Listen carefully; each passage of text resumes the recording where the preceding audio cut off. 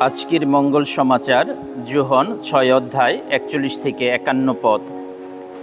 কাফারনাউম নগরের সমাজগৃহে যিশু এই কথা বলেছিলেন, আমি স্বর্গ থেকে নেমে আসা সেই রুটি।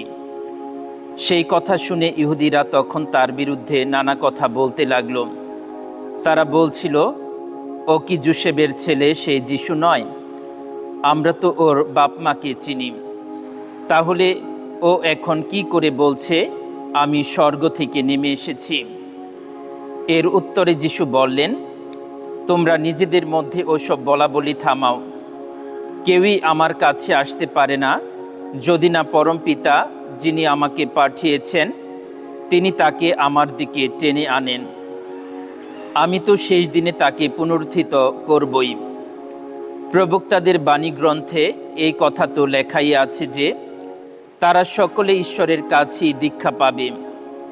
যারা পিতার বাণী কান পেতে শুনেছে এবং এইভাবে জ্ঞান লাভ করতে পেরেছে, তারা প্রত্যেকেই আমার কাছে আসে। অবশ্য কেউ যে পিতাকে দেখেছে তা নয়, শুধু সে ছাড়া ঈশ্বরের কাছ থেকে যে এসেছে সে তো পিতাকে দেখেইছে। আমি তোমাদের সত্যি সত্যি বলছি, অন্তরে যার বিশ্বাস আছে সে শাশ্বত জীবন পেয়েই গেছে। আমি সেই জীবন রুটি। তোমাদের পিতৃপুরুষেরা মরুভূমিতে মান্না খেয়েছিলেন বটে, তবুও তারা তো মারা গেছেন। কিন্তু যে রুটি স্বর্গ থেকে নেমে আসে, সে রুটি এমনই যে তা খেলে মানুষের মৃত্যু কখনো হবার নয়।